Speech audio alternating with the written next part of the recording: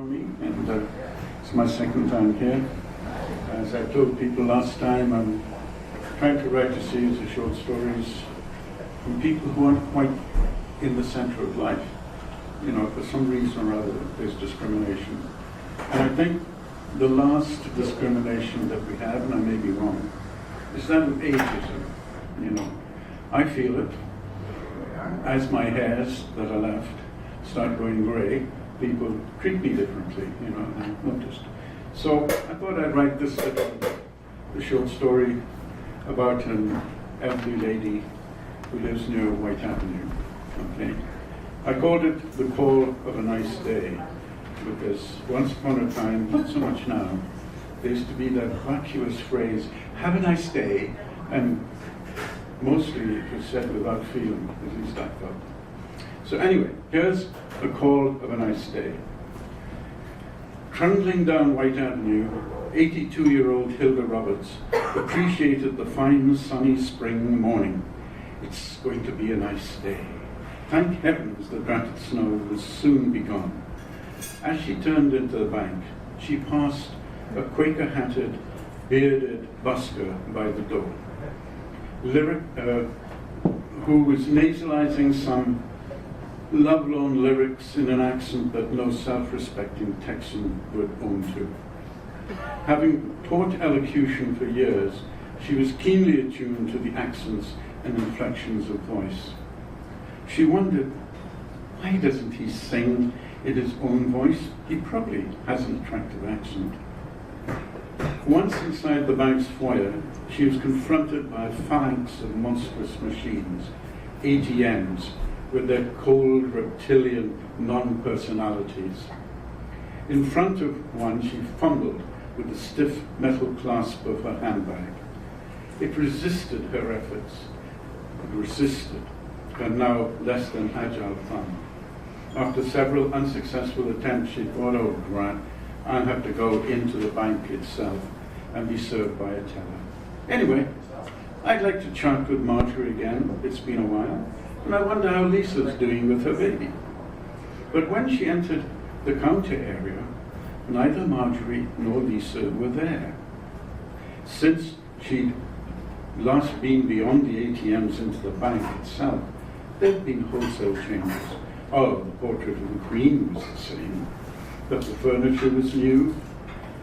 The lineup area had been shifted, and all three tellers were strangers to her. She hadn't been beyond the ATMs for a while. The bank, trying to get people to use the ATMs, had imposed a $1 surcharge for personal service. But it had been unpopular and soon scrapped. After a reasonable wait, Hilda found herself in front of a young woman, a little hard-featured perhaps, in her early 20s. In answer to Hilda's pleasant good morning, I'd like to withdraw some cash. A hand came out and took Hilda's bank book and withdrawal slip and dealt with the simple transaction mechanically. Her brisk efficiency and blank expression reminded Hilda of the ATMs. The only words she uttered as she handed over the cash was the ubiquitous phrase, have a nice day. But there was no life to it. How could there be, when she had addressed the words not to Hilda, but to the computer screen beside her? Annoyed by the flat, meaningless words mouthed by the humanoid, Hilda reacted, yes, I will, thank you. I will have a nice day. For the first time, the woman acknowledged her. She looked at Hilda, wondering, what's this old biddy about? You know? And shook her head negatively. As Hilda stomped out of the bank, she said, I wonder what the old dear was cross at, to her neighboring teller. In her hurry to leave, Hilda bumped quite heavily into the busker by the door, nudging his guitar and interrupting his song in which he'd lost everything, his dog, his truck, his love. Oh, goodness me, excuse me, clumsy me. I'm so sorry, she apologized abruptly, brought back to the here and now, seeming to welcome the pause, the busker smiled at her. A human being emerging from behind the beard and behind the Quaker hat. In response to her apology, he said, with wry humor, it's okay. It's not one of my best songs anyway. I wrote the words just last night, and they need a bit of refining before I sing it at Char Island or one of the cafes in the area, right? He had, as Hilda had suspected, a clear Albertan accent, in which she detected a sudden twinge. She inquired, "Are you by any chance from the south? Perhaps Lethbridge?" Surprised, he answered, "Yes, from Lethbridge itself." On learning that, she knew the area. He talked with her for several moments. Because the wind chill was still a bit of a factor on White Avenue, they remembered fondly the warm Chinook winds which used to blow down from the Rockies over Lethbridge, and in an hour or so melted everything. The short, friendly interlude refreshed Hilda, and the young man's "have a good one" pleased her with its sincerity. Here was a human being, and no cousin to an ATM. Throwing a doubloon, she refused to call it a toonie, a doubloon, she into the open guitar case on the ground, she went on her way, now feeling more cheerful. She recalled the happy life in Lethbridge. It seemed as if it were yesterday.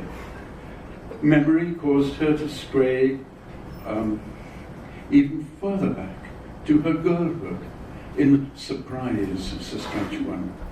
Naturally, the highlights of the past were telescoped to center stage.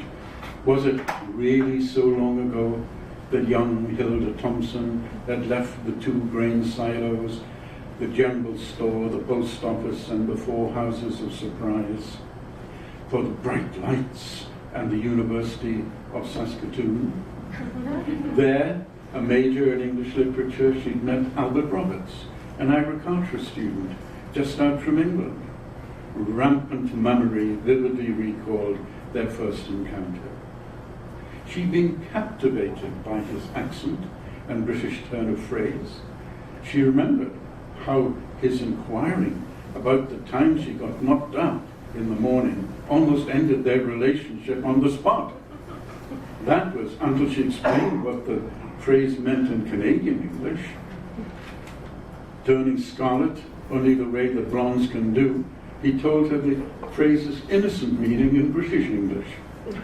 Perhaps it was this fascination with his English that led her to her lifelong interest in language delivery. Perhaps the knock-up misunderstanding created an early bond that remained strong. On graduation, they got married and moved to Lethbridge, where Bert got hired by the Old Man Riverboard. A couple of years later, along came Ed, and when he was 3, further excitement came into their lives, when Bert took a leave of absence to work on an irrigation project in India.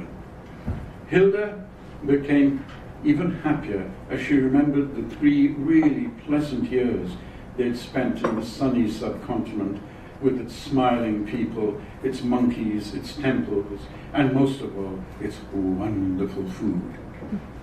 She'd fallen headlong in love with the world of curry dishes at her first mouthful. But try as she might, she could not cook it. After many attempts and with lots of help, no, she could not master the art. Should she be left alone in the kitchen, what she produced was some sort of anemic yellow stew, even if she wasn't cooking a korma. With her thoughts filled with curry, she began even to smell it. Was her imagination so strong? No. The smell was genuine, coming from a recently opened Indian restaurant. Her mind was so focused on India, she couldn't resist going in. It seems to be fate, she mused. A good curry will be the great part of a nice day. The pork and beans can wait. As she opened the door, she wondered, I wonder what language they speak. Hindi, Tamil, Bengali? Of course. they'll speak English. Hilda had been surprised at how prevalent English had been under the tropic sun. Even the small stallholders knew enough of the language of the erstwhile conqueror to drive a hard bargain for their wares. However, entering the dark interior of the restaurant, she was not greeted by a dusky maiden, but by a big-bosomed blonde who marched up to her waving a huge oversized menu and guided her through the dim interior to a table a table for two close to the swinging doors to the kitchen. Sitting down, Hilda noted the deep red tablecloth and black napkins, perhaps to cover the ubiquitous curry stains. She was about to inquire about the Madras curries and vindaloos, but she was not given a chance. The waitress proceeded to give her a lecture on Indian food. Curry is hot food from India. Always they are eating curry much, like we Hungarians are liking guyash with paprika. So curry is Indian guyash, okay? Some very heat, others not so heat. Pardon to all Hungarians, I'm pardoning myself. Hilda cut in when she had a chance. No, thank you. Perhaps curry is just a little like goulash. Thank you for your information, but I've lived in India, and so have learned quite a bit about the vast variety in Indian food. The waitress did not seem to have heard her. She'd not been listening. She continued, as if Hilda had not said anything. Goulash can sometimes have very much heat in the country, but like city like Budapest, there is not always so much heat. My dear madam, for a lady of so many years, perhaps you choose this. And she pointed to the list of korma dishes. Korma has not so much heat. She lifted up her order pad, ready to take down Hilda's order, chicken, lamb, or beef korma. However, Hilda was adamant. No, definitely not korma. With determination, she declared, I'll have a lamb vindaloo. Shaking her head, the waitress more or less admonished her, Vindaloo, oh my dear lady, that has much heat as we are having. With a condescending smirk she added, I think maybe you cannot eat it. Yes, Hilda countered, I know it's hot, and I would like the hottest Vindaloo you've got. I know about Indian food. I enjoy it very much.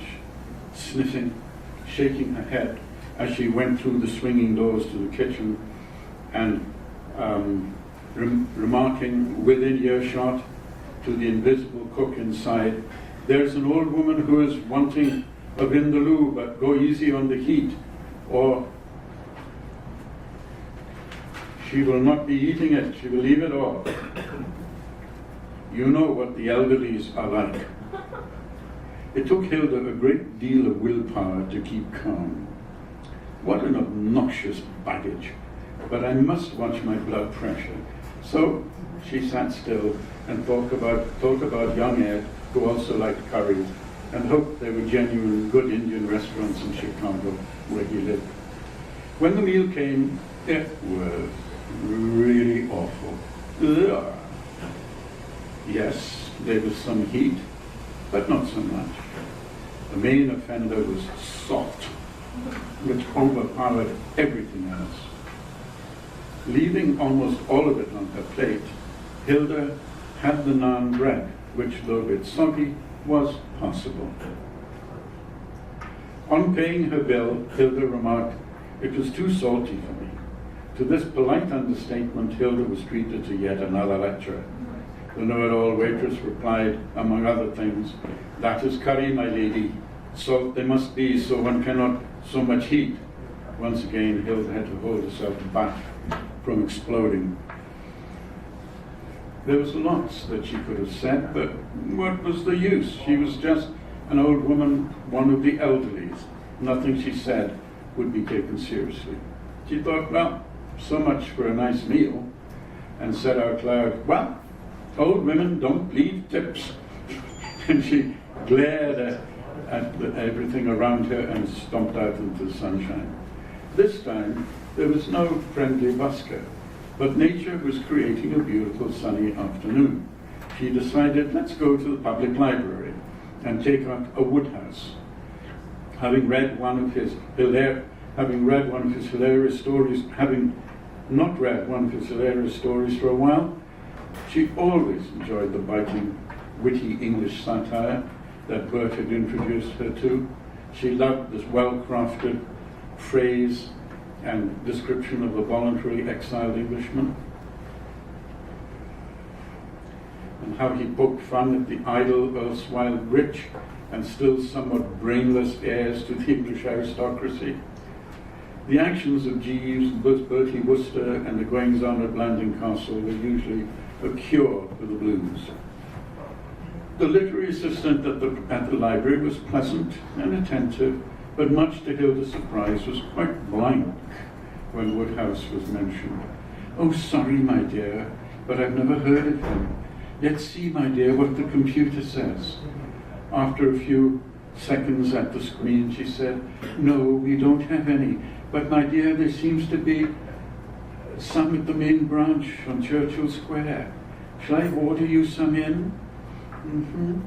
Yeah, the computer shows they're very popular. Are they very good romances, my dear? Romances? Hilda could not help laughing. He didn't write romances, but created a whole world. You know, haven't you seen Jeeves and Wooster on TV? Sorry, my dear, I haven't.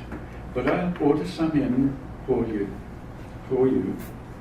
In the meantime, my dear, perhaps you would like Mr. Sexsmith's latest novel. It's all the craze. We can't keep copies of it on the shelves. Miss Hart Brown has just returned a copy. She's 83, you know, and raved about it. It's called 10 Tints of Mango Orange, and is set, so Miss Hart Brown says, in Trinidad. Her resistance low and wanting to get away from the cloying "my dears," Hilda smiled weakly and soon left with the latest literary sensation. She'd give this Sexsmith a try. A good book was often just what the doctor ordered, and who knows, it might be a nice good one. Back home, after a nice walk in the sunshine, she manufactured herself an egg sandwich, spread with a little buttocks vindaloo paste to placate her still hungry tummy. The naan bread had only gone so far. Declaring, "And now for Sexsmith," she tucked into her sandwich and wondered, what can the 10 tints of mango orange be? 3 hours later, broken by intermittent naps, she was still in the dark. 100 or so pages in, she felt defeated.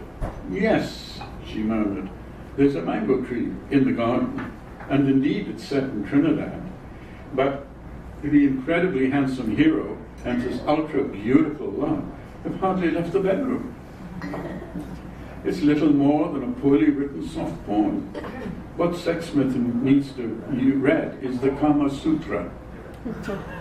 The Kama Sutra, she had received a shock when she'd first read the Hindu Manual of Love.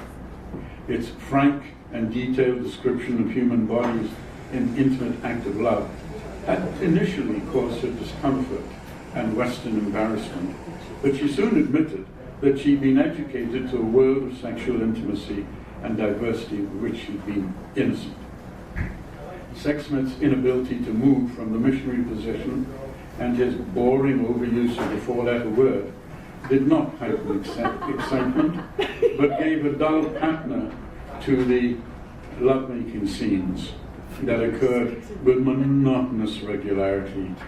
The F word was present 8 times on the page she was reading.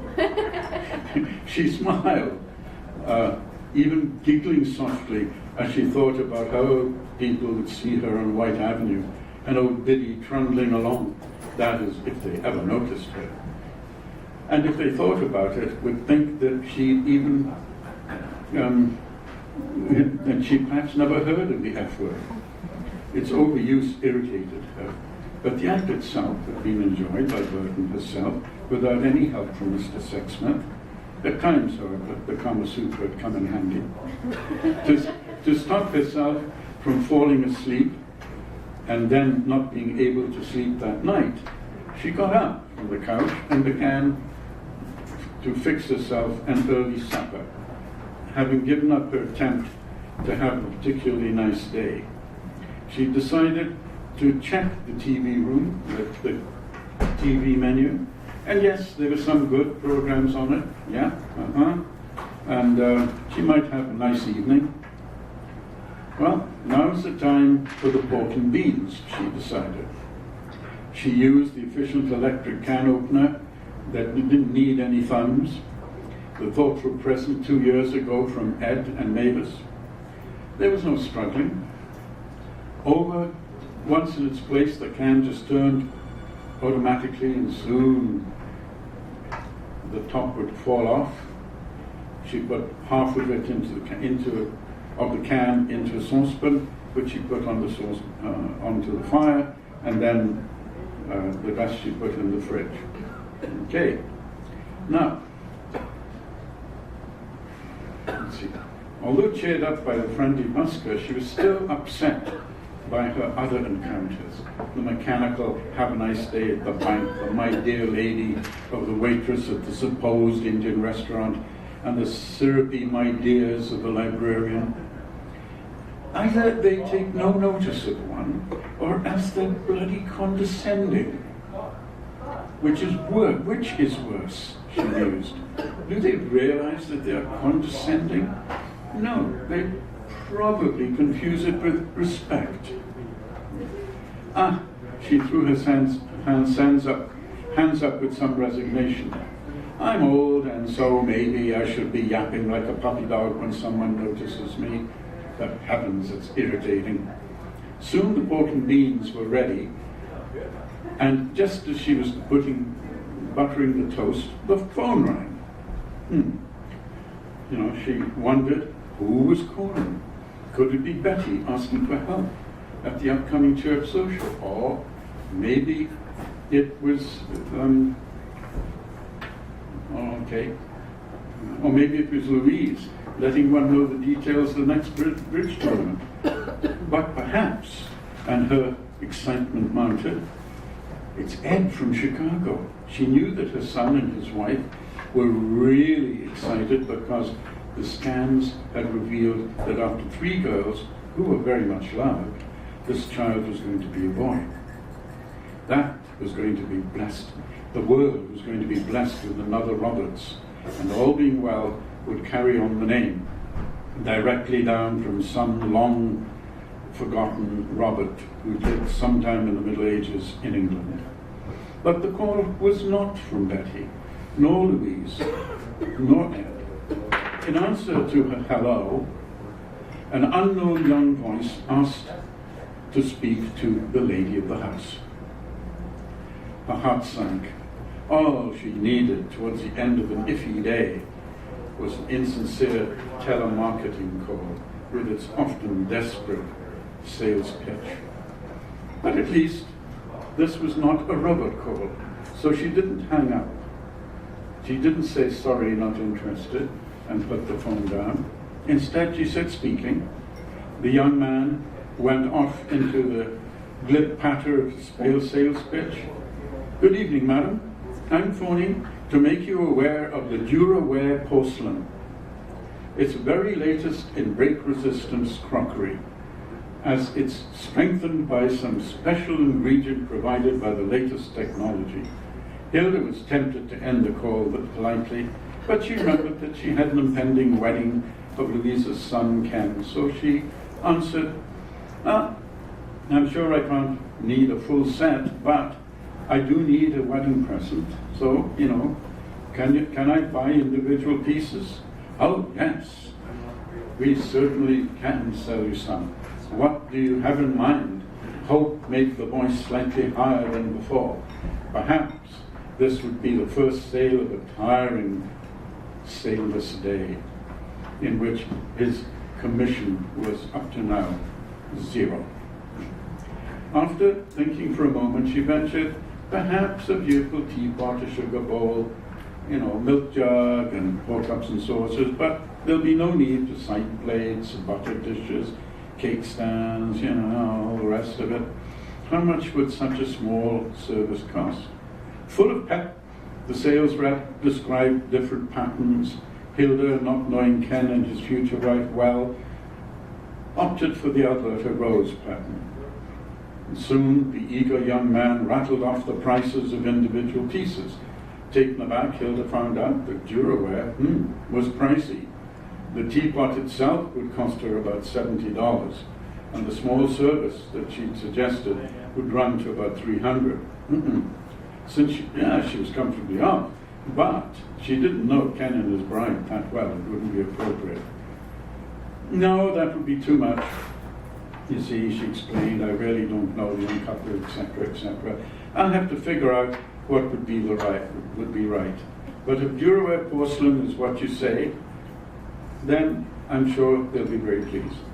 All our pieces come with a guarantee, and if they break with normal use, then they'll be replaced, no questions asked.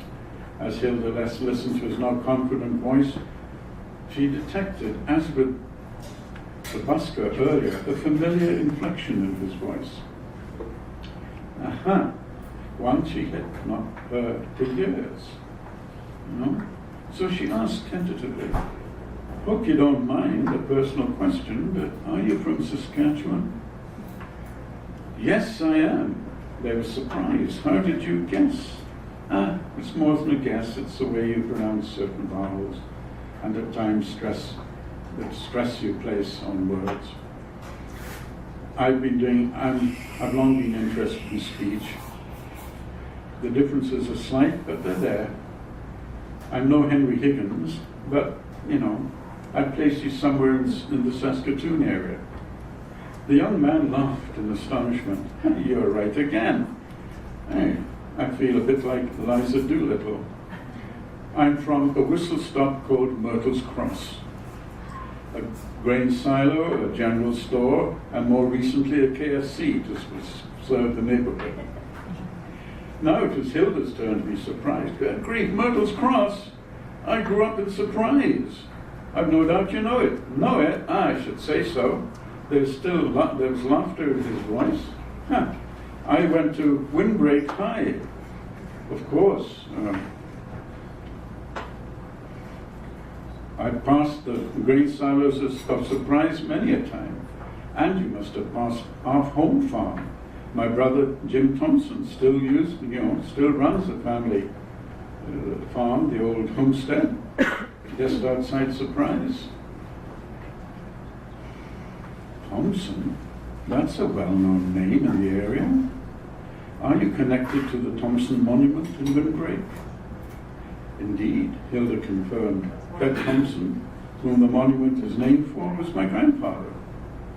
He was the first recruit to serve from the area in World War I. I never knew him. But like many others, he died at Vimy Ridge. Look, that's enough about the Thompsons.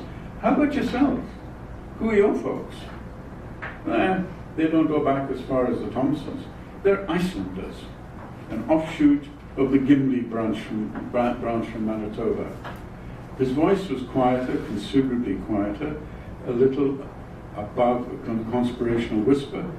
My granddad decided to leave the Gimli fold for fresh pastures, but we Icelanders